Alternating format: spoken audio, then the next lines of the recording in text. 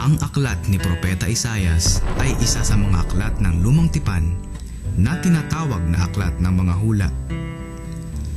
Ang mga bahagi ng aklat ay nagpapakita ng isang pangitain ng tiyak na pag-asang mararanasan ng bayan ng Diyos.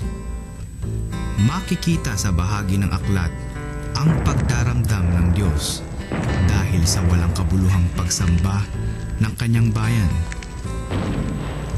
Ang hula sa ating Panginoong Hesukristo, ang hula sa Babilonia, Israel, Filistia, Moab, Damasco, Ethiopia, Ehipto, Tiro at iba pa.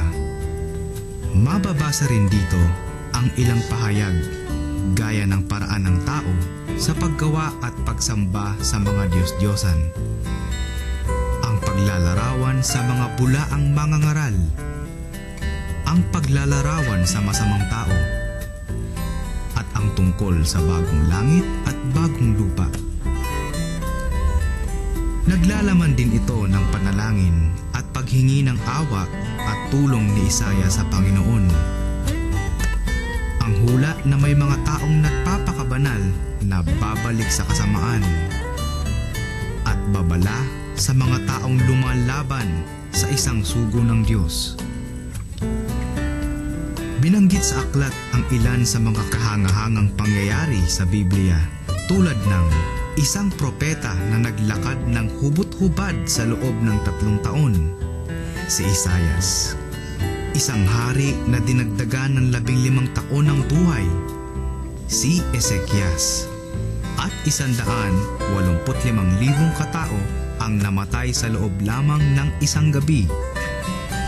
Pinatunayan ng aklat ang katotohanang sinasabi ng siyensya na ang mundo ay bilog.